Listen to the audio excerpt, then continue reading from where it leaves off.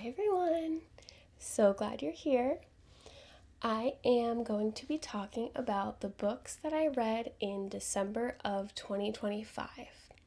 So I am doing this in order to sort of track and make a video log of the different books that I read each month. So these are the books I read for December.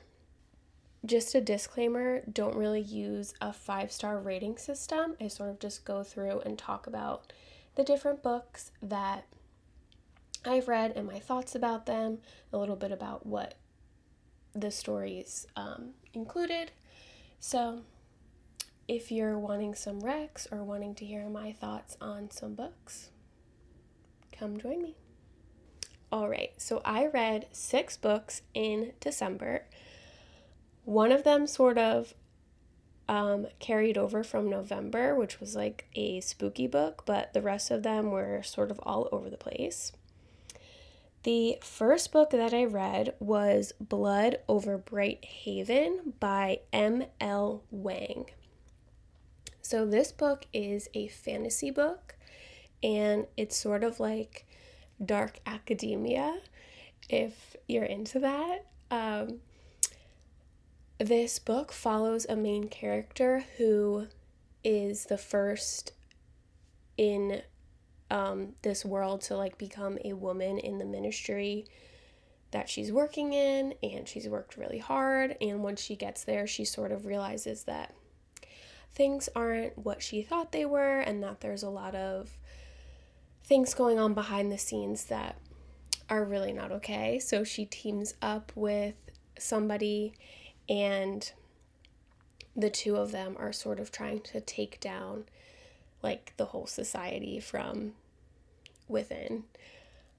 This book was really good. I just have recently gotten into fantasy, so I tried this one out because I was seeing it a lot of places, and I really enjoyed it. I like that it was a standalone book. It's not part of a series, so I was able to start and finish and like know everything that happens all in one book, which I feel like is not super common in fantasy. I feel like I see like 10 book series when I'm looking up fantasy books to read. So I really liked that. I knew the ending was very satisfying, and it just follows an unlikely duo, and really has a lot of good messages about like standing up for what's right and self-sacrifice and things like that. So I really did appreciate this one. It was a great one to start the month off with. The next book that I read was Beautiful World, Where Are You by Sally Rooney. This is a contemporary fiction book. I'm not super sure what contemporary fiction means, but I see it all the time as like described as a genre, so it was contemporary fiction. In classic Sally Rooney style, if you've read any of her books, it follows 4 characters and just sort of follows them on their like day-to-day journeys. It's nothing super profound or like life-changing that happens within the actual plot, but Sally Rooney just has a really good way of making simple and ordinary things beautiful, which I feel like you can grasp from the title, but she sort of just follows these 4 characters, like 2 couples, through just a period of their life. I will say this book had a really unique way of writing like the romance sections. I feel like I've definitely read books that are like spicy or like Hallmarky sort of romances where like they're holding hands. Like I feel like those are the 2 categories that I know of. This one really is in a league of its own. It was like writing the romance sections in a very intimate way, like not particularly spicy, even though it was like dealing with spicy content, but it was like just very gentle and intimate. And I think she just did a great job of of writing this one. I don't know how else to say it. I really enjoyed this book, even though it was sort of mundane, not in a negative way, but it just follows characters living their lives. There's nothing particularly special about it, and yet the story really stuck with me. So I would recommend this one. It's definitely an easy read, but not like a brainless read, if that makes sense. Like, there's still some good messages and good things going on with the characters. So it was definitely intriguing. Definitely a good read. The next book that I read is Fellow Travelers by Thomas Mallon. This is a historical fiction book that follows two queer men who are living in DC during the time of McCarthyism and the Lavender Scare and all of those things going on in the political world. I'm not gonna lie, I read this book because I want to watch the series. I'm a big Jonathan Bailey fan. I love musical theater. I love Wicked. So I've just been loving him recently, and I've been seeing a bunch of people saying this is a great series, like a great project that he did. So I really wanted to read the book before I watch the miniseries, which I still haven't watched, so I'm very excited about that. And because I knew it was a miniseries and I knew that Jonathan was in it, I thought it was going to be more of a heavy romance book. But it actually deals a lot more with the politics of the time, and it's told just like by a narrator. The perspective of the book is just like someone narrating what's happening. It's not necessarily the two characters like sharing their deepest inner thoughts about the other character. It's sort of just following their two storylines through the politics of the time. So it was definitely not what I was expecting, but I did appreciate it. I feel like I learned a bunch of things, and I also did my undergrad in DC, and there was a lot of DC heavy shout outs. Like, obviously they're talking about people working in politics, but they're also talking about like a bar that's on this street or this neighborhood and things like that. So I really enjoyed getting those little reminders of places in DC throughout the book, and I just love a queer story. So this was a good one for me, but it was definitely a little bit slower and a little bit more politics heavy than I had thought. So I'm not sure if it's for everyone, but I personally did enjoy it. The next book that I finished was The Most Unusual Haunting of Edgar Lovejoy by Ronan Parrish. This is another LGBTQ fiction. Like I said, this is the one that had rolled over from November. It deals with a main character who is able to see ghosts. So I had started this one in November as sort of like a spooky Halloween type of book, but I didn't get to finish it until November. Again, I thought this one was going to be more heavily focused on romance, but it was actually just dealing with our main character, Edgar, and sort of taking us through his journey, like growing through different trauma that he's dealing with and finding chosen family, like really coming to know himself and grow as a person. So it was very sweet, very wholesome. I would definitely recommend it as like a cute little read. And again, I love queer romances and queer fiction, and I feel like we don't always get like just cute, easy, happy ending queer books. Like a lot of them are, like Fellow Travelers, like there's a tragedy or the characters are closeted or things like that, which definitely have a place like that's very real. So I understand why there's so many of those out there, but it's also nice sometimes to just have like an easy one.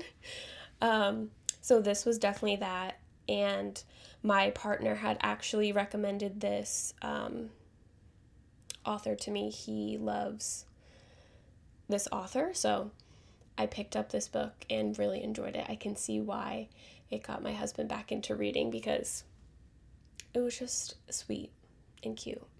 and I would recommend. The next book that I read in December is The Great Alone by Kristen Hanna.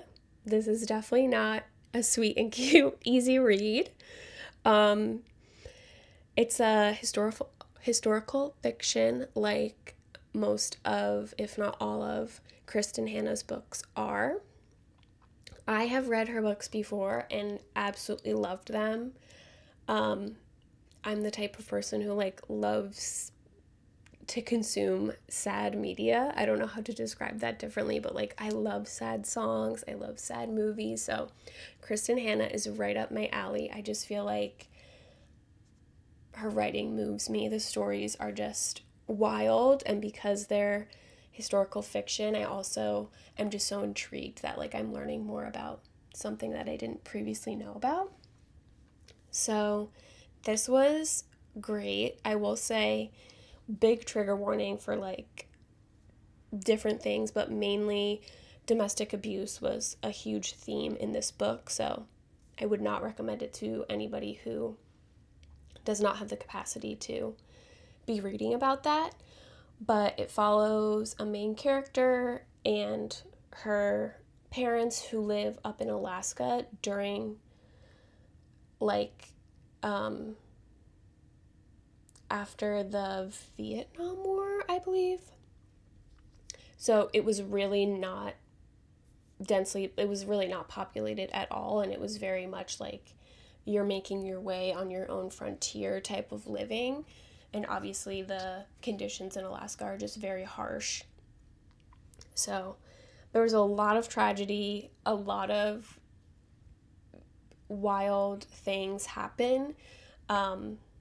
But as only Kristen Hanna can do, you just fall so in love with the characters and you are rooting for them, and there's so much hope. And I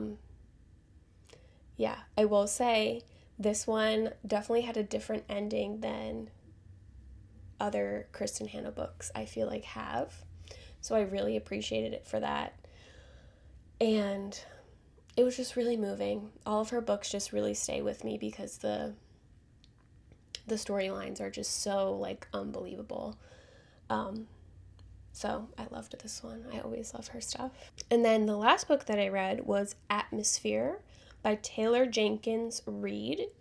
I have also read multiple of her books, and this one was very much highly recommended to me because it is LGBTQ fiction.